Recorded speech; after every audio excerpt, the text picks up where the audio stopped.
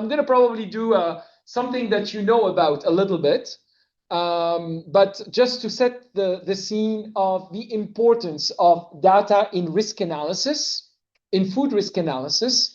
As you know, the risk analysis is the foundation of decision-making in Codex. And particularly in Codex decision-making, but also in food regulatory decision-making at the national level. So first of all, what I would like to remind us all is that risk analysis was selected or was identified as the decision-making framework for decisions to be made by Codex in food safety and nutrition. It is, in fact, also the risk analysis, the food risk analysis was also chosen as the decision-making framework for decisions at the national level, food regulatory decisions at the national level, again, for food safety and nutrition. What do I mean by a decision-making framework, by the way? What do I mean by that?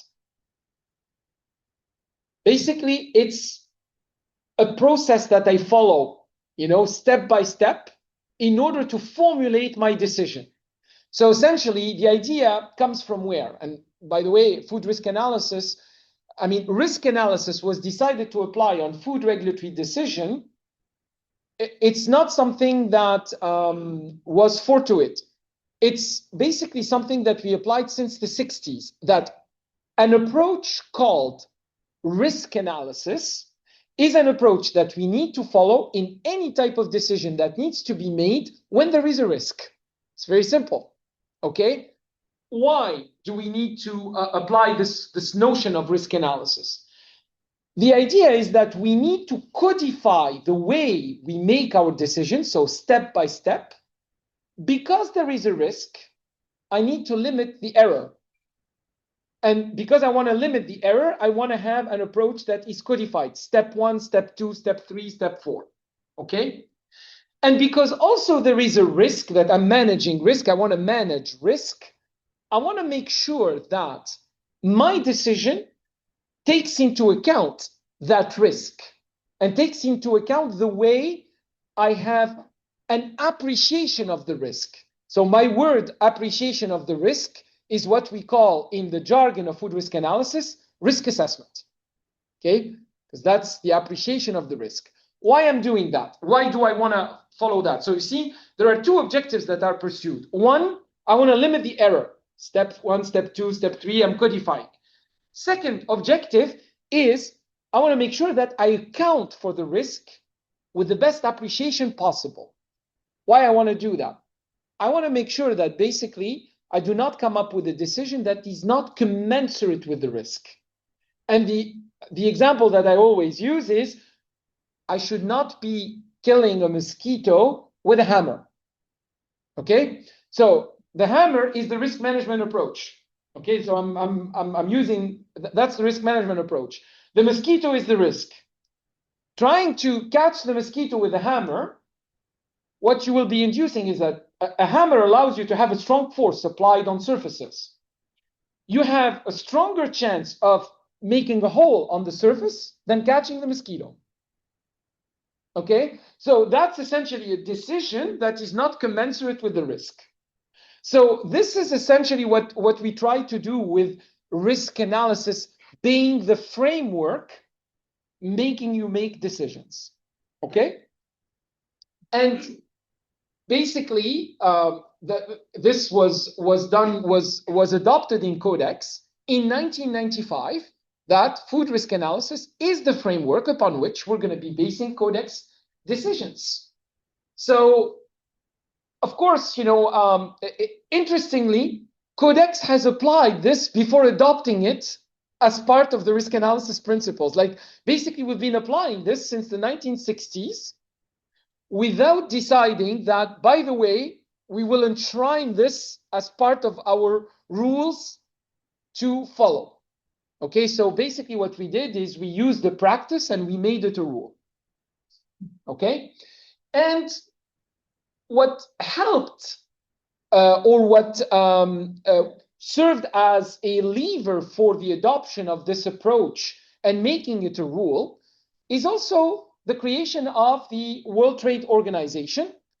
And with the World Trade Organization creation and the adoption of two treaties, particularly, or two agreements, the SPS agreement and the TBT agreement, so the sanitary and phytosanitary agreement, basically those agreements that apply to food, SPS applies mainly to food and agricultural products, TBT applies to more than food products. Basically, what WTO calls for is that decisions that are made by regulators or by things that need to be regulated cannot be arbitrary. And in order for them not to be arbitrary, they need to follow a framework. And this framework is coming from the Codex guidance, and the Codex guidance calls for the application of the risk analysis framework. Now, there are a number of texts in Codex that mention risk analysis. Of course, the statement of principle concerning the role of science in the Codex decision making and the extent to which other factors are taken into account. This is an appendix to the procedural manual. This one, again, also an appendix that took many years in discussion for a first part, and then the addition of other elements. So this is a key text, again, that guides the risk management approach. The statements of principle related to the role of food safety risk assessment, again, another appendix of the procedural manual, adopted in 1997. Also, you will find in various sections of the Codex procedural manual definitions of risk analysis terms. And there was also another document that was issued by Codex, and that's the working principles for risk analysis for application in the framework of the Codex Alimentarius, which was adopted in 2003. So those are just reference texts for you that you can go back to. So again, what is risk analysis? It's what I've been saying. It's just put here in clear words. When we say you need to have clear steps, step number one, we need to estimate the risks to human health and safety as a first step. Using the outputs of that assessment, we have to identify and also ascertain the adequacy of a number of measures to control these risks before implementing them. So we identify the options, we evaluate the options, and then we implement them. By the way, actually, in the whole process, there is also an evaluation. I mean, this is just the simplification of the approach. And a third pillar is that while you're doing this, you cannot be doing this in vacuum. You need to do this with a complete communication and exchange with your stakeholders, including the partners with whom you work while you are developing the decisions, but also and primarily those who will be impacted by your decisions, who will be impacted by food regulatory decisions. Consumers, because you're trying to protect them, but those who will be the most first impacted, because generally the consumers are indirect impact. You're trying to protect them, right? Because the producers, you're developing decisions that the producers will have to apply. So the first impacted are the food production sector, food business operators, okay? And that's why, I'm just going to tell you an anecdote. When I had the privilege to serve as a regulator in the government of Canada, I remember in one of my parliamentary appearances, one of the MPs basically, because, whenever you meet with stakeholders, it's all, documented, particularly when, for those who have a lobbying role, but even for others. And the reproach that I had was, well, I'm noting, all those meetings that you had, you met for one meeting with a consumer group, you met 10 times with an industry group. And I guess my response was, well, thank you, honorable member, you're just telling me that I'm doing my job well. Because basically the first who will be impacted, it's not that you should not meet with consumers or you should not interact with them or with other stakeholders, but those who will be most impacted by your decisions are the ones who are called to apply them. And those who are called to apply them are the food industry sector. And that's why you cannot develop any of these without consultation with them. Primarily, by the way, one of the key elements that you're going to be asking your stakeholders, and particularly your industry stakeholders, to comment on or to give you information on, is on the achievability of the decisions, the feasibility of the decisions, because you can come up with any type of risk management decision that you want. If it's not achievable, you did nothing. You just actually created a very nice text. Okay? So that's why, decisions have to be informed by the ability of the sector to apply them. Now, the way this is represented, the risk analysis is represented in various ways. This is one of the representations. There are others that I'm gonna share with you. Hopefully, I'll have it in another slide. See, the idea here is you see that you have three elements of food risk analysis: risk assessment, risk management, and risk communication. Technically, each item, and particularly risk assessment has to be done, and this is also a direction coming from Codex guidance, has to be done in an independent manner. What does this mean, by the way? Does this mean that basically that you talk with nobody? No, absolutely not. What it means is that you cannot have interference from the risk manager once the question of risk assessment is posed. So essentially, in other words, that once the question is formulated, the risk manager cannot come to the risk assessor and say, by the way, I want to do this, therefore can you find me a justification for it with risk? So I want your result to be this. That cannot happen, because that actually is contrary to the approach that you want to follow, which is your decision has to be commensurate to the appreciation of the risk, and the appreciation of the risk has to be done independently once the question is asked. But before the question is asked, and even while the work is being done, you can have exchange, mostly to clarify the data, to clarify the information, maybe sometimes to clarify the question, but not to influence the result. Okay?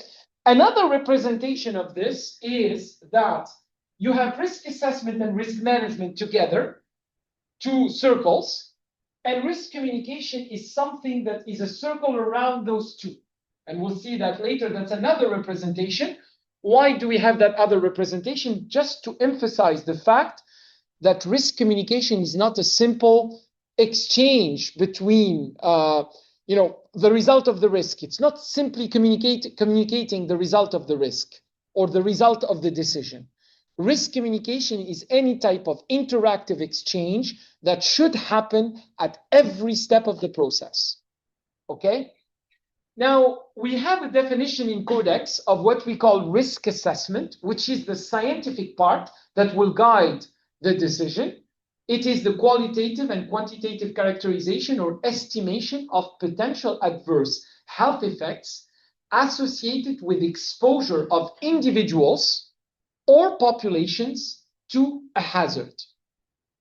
Now, we're talking about food hazards.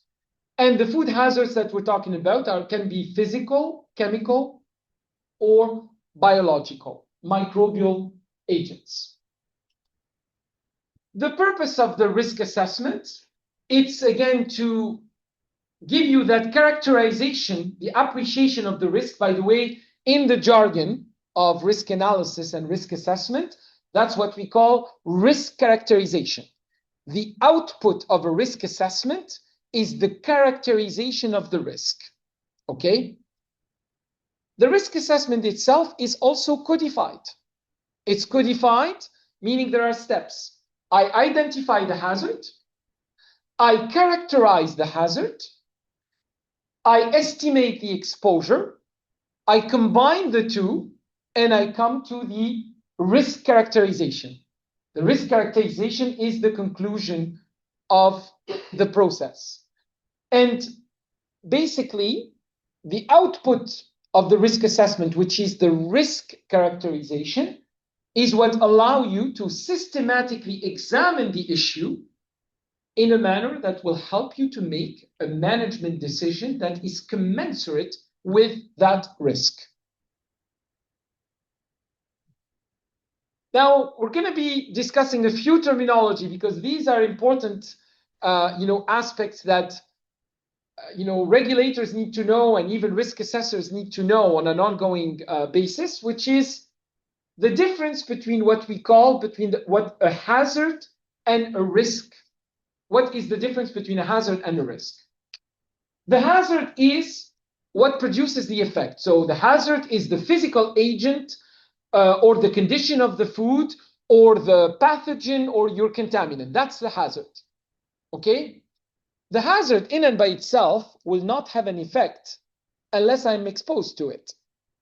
And when I have the exposure to the hazard, that's when I have the risk. And the risk is a function of the probability of the adverse effect taking place and the severity of that effect consequential to being exposed to the hazard. So we use definitions that are also adopted definitions. Now, just looking at examples of the hazard and the risk, I use always real life examples. So the hazard is the wave.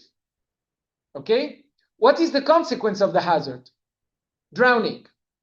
Okay? So the consequence of the hazard, the wave is the hazard. The impact of the wave, if it is detrimental, it's somebody drowning. Somebody will not be drowning if there is no somebody. So basically, if there is no surfer exposed to the wave, no drowning will happen. So the effect will not take place unless there is exposure. Okay? Another example is you have a crossroad. What is the impact, the detrimental effect of a crossroad? It's an accident. Okay? There will be no accident unless there are cars. So, and here, when you have a lot of cars, meaning a lot of exposure, the effect is more likely to take place and maybe even to be bigger. Okay? So it's the same idea with, food hazards and associated risks. This is another example now getting closer for the food side.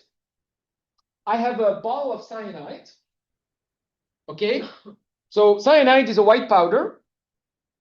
It's put in a container. The container is capped and it's totally locked away. Okay? My hazard is 100%. The chance that somebody will have an impact and die from cyanide will be very limited. It's hidden, it's locked away, it's inaccessible. Second case, I have a bottle of cyanide. This time it is out there. There is a label on it that says cyanide. There is even this sign on it. Okay? But it is there. Now, is there a chance that somebody will be accessing this? Yes. Is the chance big? No.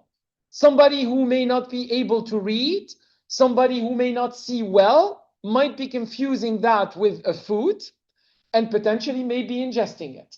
So my hazard is 100%. My exposure has increased slightly. My risk has increased consequently. Third example now. The cyanide is in the kitchen cupboard and it is unlabeled. Possibility of confusing that with salt or sugar is increasing because it has practically the same appearance. So the exposure chance increases, the risk increases. Now I take the cyanide and I put it directly in my tea. My exposure chance, if I'm drinking the tea, is 100%. Therefore, my risk is going to be equal to my hazard. Okay? So that's just an illustration of the two. Again, the reason why we're making these considerations is that sometimes decisions in food regulatory provisions can be risk-based or hazard-based. Okay?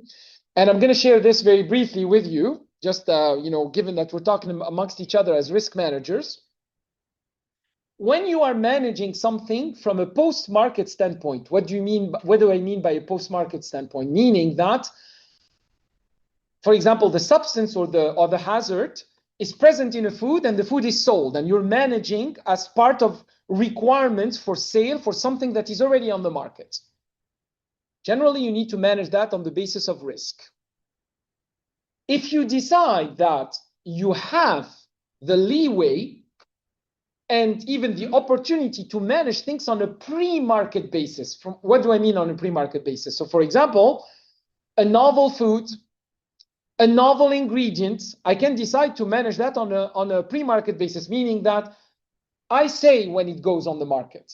So I give a decision. A food additive is managed on a pre-market basis. We decide when you can add the food additive, which one you add, under which conditions. A pesticide use is also managed on a pre-market way, on a pre-market approach, okay? Even though, again, a pesticide is not managed for direct addition to the food, it's application to the crop, and I'm authorizing the application, but then I'm managing the risk associated with the residue, which is not meant to stay in the on the crop or in the food. So when I have the leeway to manage pre-market, I can make decisions on the basis of hazard. I can say, you know what, I don't want to see it. So basically, like for example, an additive that has a carcinogenic effect, my decision is unacceptable, even if the risk is low. So I'm managing on a hazard basis.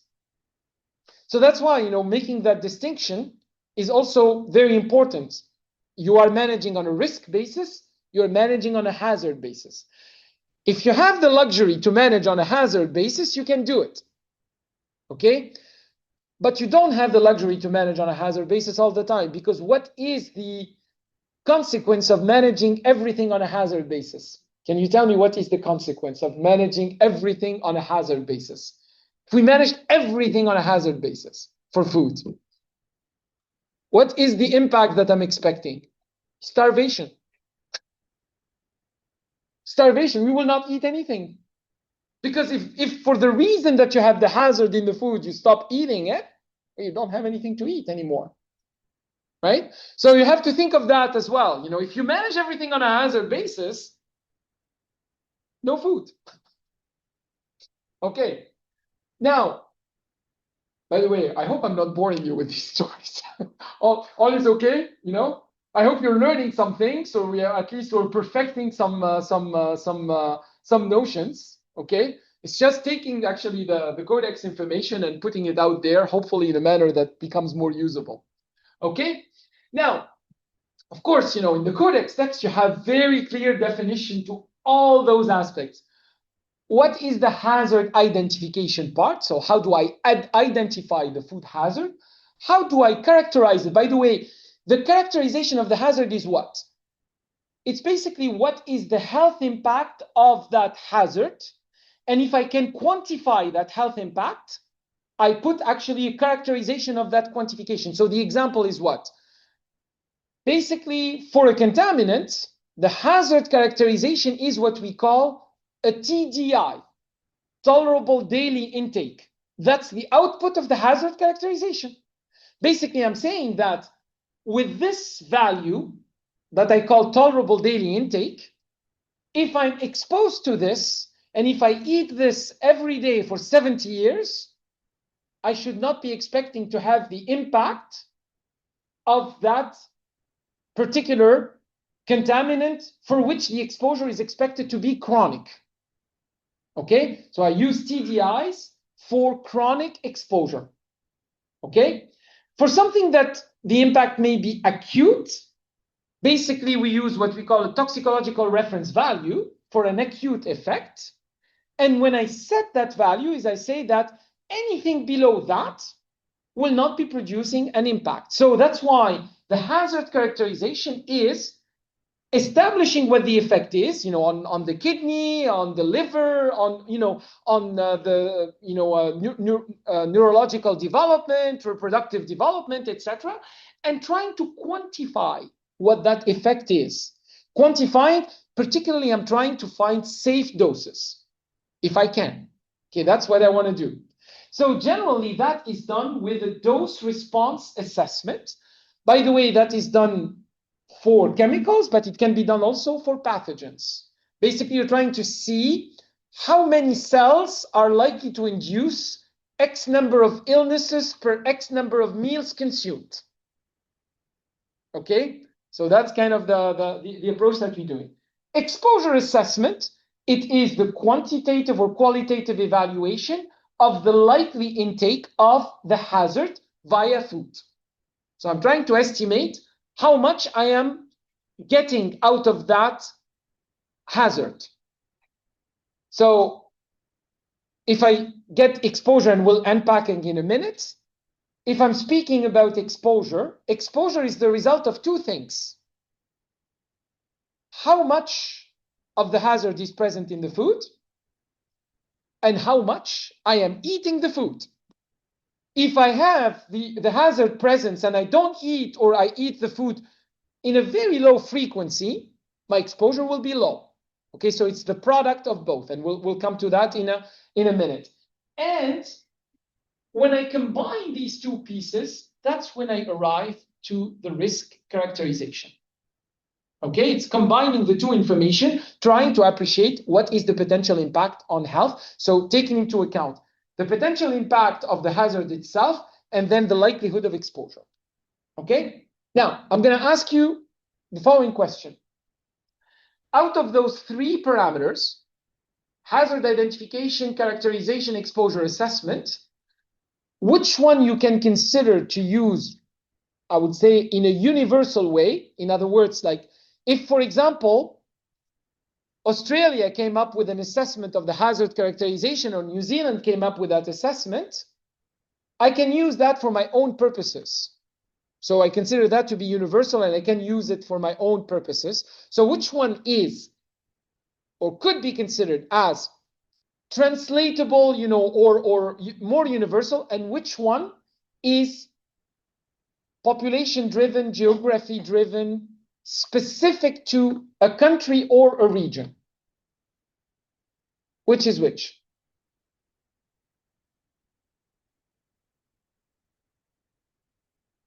I'm overwhelmed by the level of response. Come on, there is no, you can try. There's no mistakes, no issues. Just a guess. Consider this as a trivia thing. So, out of the three, which one is you? So, hazard identification. I'm gonna hazard identification, hazard characterization. Is it universal or not? Yes, because basically, I mean, well, the hazard identification, benzene is benzene. Sodium benzoate is sodium benzoate. Whether it is in Australia or Canada or whatever, it's the same chemical. It will not change because it traveled to a different country. Okay, so the hazard is still the same. Okay, the effect is on humans, and the effect is generally done by taking into account the widest representation possible of the population, so including vulnerable groups, different ages, different ethnicities, different genetic makeup, and so on. So because we are taking into account all of that, the output of that can be subject to generalization. And that's why, by the way, in the Codex system, who comes up with that? The hazard characterization. Who does the risk assessment in Codex? Or who supports? Because Codex doesn't do risk assessment. We're agreeing, right? Codex is a risk management body. It needs risk assessment. Yes, GFA, for example. So essentially, the FAO, WHO advisory bodies, GFA, GEMRA, GEMNU, JMPR, etc. Okay, the ad hoc expert consultations. So when you get the output of these assessments, the idea is that you can use those for your own purposes because it is subject to generalization. You can check them out, but it is subject to generalization. Okay? However, exposure assessment, that is population-driven, that is representative of what you have in your food, and the level of contaminants in Fiji may be different to the level of contaminants in Australia, may be different to the level of contaminants in Canada, and we'll see why. Okay? But also consumption. We don't eat the same amount of rice in certain parts of the world than in others. We don't eat the same amount of wheat or wheat-derived products in some parts of the world than in others, and so on. So this part is geography dependent. Okay, and we'll come back to that. And that's why, by the way, so now we are coming practically to the crux of it here. Why, in order to develop a Codex text, we want and we have broad calls for data. GECFA, GEMRA, etc., they do these assessments based on the data that they get. If the only data that they get for the exposure part, is only coming from the same countries, the result will be only applicable to those same countries, which means that the result of the risk assessment is lacking representativity. And in order to increase that representativity and the fact that it illustrates the level of exposure everywhere around the world, we need data coming from all parts of the world as much as possible. Okay? So, okay, just here, this is actually, we're getting now, you're going to be becoming experts at the end, is just actually a use of terminology or differentiation between the word safety assessment and the word risk assessment. Risk assessment is the broad word. Okay, risk assessment is the assessment of the risk and it's used broadly. Okay, for substances that are used or introduced in food production on a deliberate way, I'm studying their safety before accepting them or not. So therefore, the safety assessment generally, it is for things that we use on a pre-market basis. The risk assessment is the generic term. A safety assessment is a risk assessment. Okay, so that's all we say. A safety assessment, I'm assessing the safe level before making a decision. Now, of course, when I am using data in order to make this risk assessment, so I mentioned, of course, all the different aspects related to the presence of the hazard, the level of consumption of the hazard, but there are many other factors that can influence, particularly the presence of the hazard. The presence of the hazard may be impacted by processing, by transport, by availability at the retail, by conditions of production, for example, even at the farm, and so on. So all of those elements, they can impact the level of presence of the hazard in the food. This is particularly for contaminants. And again, the idea is that when you are doing your risk assessment, you're trying to take all aspects of the data that can help you determine that risk. Okay? Of course, following again that same sequence.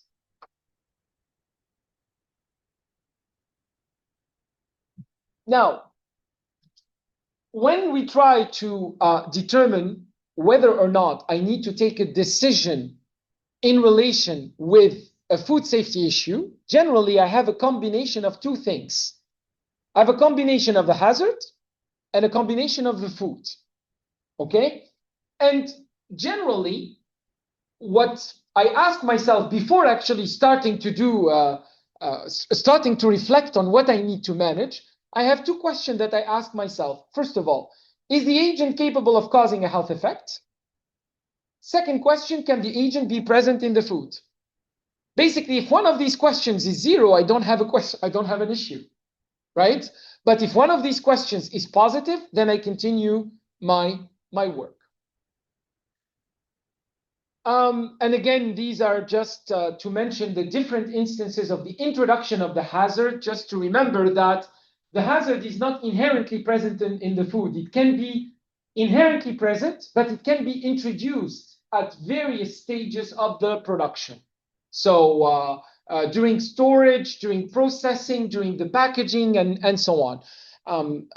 And there are, in fact, some hazards that are introduced at early stages, but their level or their magnitude can vary depending on those conditions. So the example that we use is mycotoxins.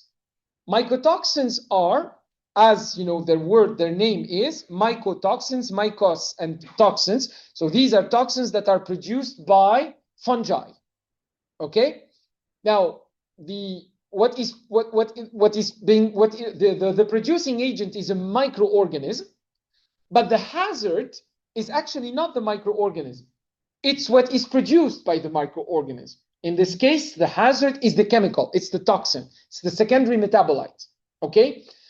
The fact that the agent is present on the crop, so for example, Aspergillus flavi or whatever, one of those microorganisms responsible for mycotoxins, the fact that it is there doesn't mean necessarily that you're going to have production of the toxin, or doesn't mean that you're going to have enough production of the toxin that will cause an issue. What will be influencing? The conditions of handling, the conditions of transport, the conditions of conservation. So if I put things, for example, in hot and humid conditions, I give that microorganism a boost and start producing. Once it produces, though, whatever is there stays there. So, which means that even if you kill the microorganism, the toxin is there. So you see, so these are things that you need to know about the hazard in order to do your risk assessment. Okay, so the way the hazard is introduced and what influences the hazard during the manipulation and the preparation of the food. Remember what I told you about that other representation of risk analysis? This is my preferred one, okay? Which is in fact included in the Codex guidance, where it's actually even an amended one of this one, because the one that I prefer is when these two circles intersect. Because here these two circles are independent, which means that they don't talk at all. No, they're supposed to talk a little bit. Okay, so and the risk communication is the C that actually captures the risk assessment and the risk management. So here we're going back now. This is something that we just discussed. Codex is the risk manager, and the risk manager, if we want to apply the risk analysis framework, which is making decisions on the basis of risk, that risk needs to be assessed. The assessment is done by expert advisory bodies. We have expert advisory bodies, many of which predate Codex, actually, predate the creation of Codex. So GECFA, GEMNU, amongst others, and we have GEMRA, JMPR. And when you have a topic that is not covered by an existing body, doesn't mean that you cannot conduct an international risk assessment. You can do that with an ad hoc expert consultation. Okay, that's what we have done, for example, for allergens.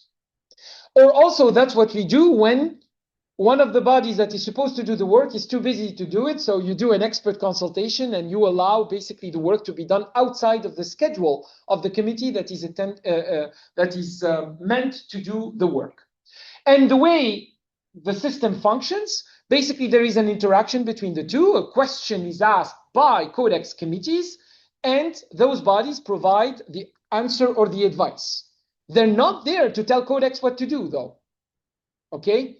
They are there to offer the scientific characterization of the issue, mainly of the risk.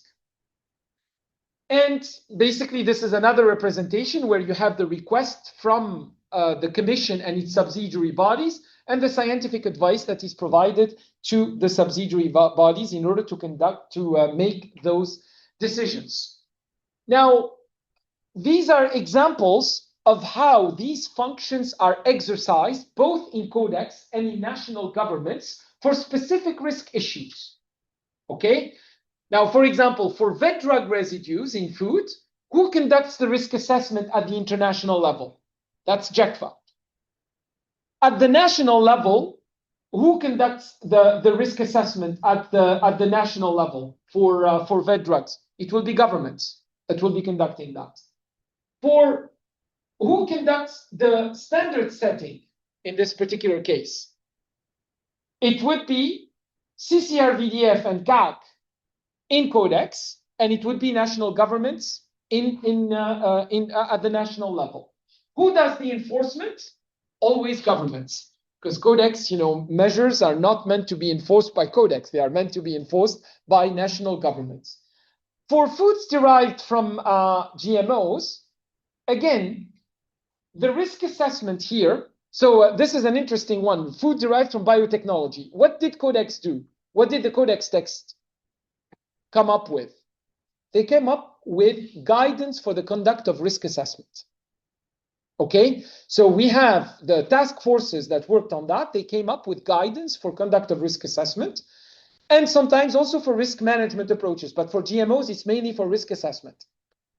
Who does the development of the assessment? It's not actually a GFA or anybody, it's governments. For risk management, certain aspects of risk management of food derived from biotechnology were handled in Codex, for example, labeling. Okay, so certain aspects were done like that, but most of the aspects are handled by governments to authorize a plant derived from biotechnology or not, the way to manage that, and so on. And from an enforcement standpoint, the same thing. Okay. Again, you have several references that you can rely upon. Some of the references are directly included in the procedural manual. Some of the references are additional guidance and additional publications that were made available by FAO and WHO. Now, a quick reminder as to why we are spending so much time on this, because while this is very important at the Codex level, it is also important at the national level. Because at the national level, when you are making your decisions on food safety and nutrition, you are called upon in order not to make these decisions on an arbitrary basis if you are a member of the World Trade Organization. And you have specific statements, particularly in Article 5 of the SPS agreement, that tell you, in fact, to conduct the risk assessment. So 5.1 tells you to conduct the risk assessment, even tells you how you conduct the risk assessment and what type of data you use for that purpose. And on Article 5.4 and 5, it tells you how you need to approach your risk management. So on 5.4, it tells you that while your risk management has to take into account the risk, you need to factor in the fact that you need to minimize impacts on international trade. And this is to level the playing field between various trading nations and calling on members to avoid arbitrary or unjustifiable distinctions in the levels, particularly between domestic and foreign products. You need to treat them equally in the same fashion. So the reason why we're saying this is that this practice of conducting risk-based decision-making is in fact, or has to be applied not only in Codex, but also within your own jurisdictions. Now, we're going to be moving to the need for data and their application in Codex proceedings. And that's why now I'm going to be focusing on how do I manage a problem and how Codex manages it and what is the role of data in that approach.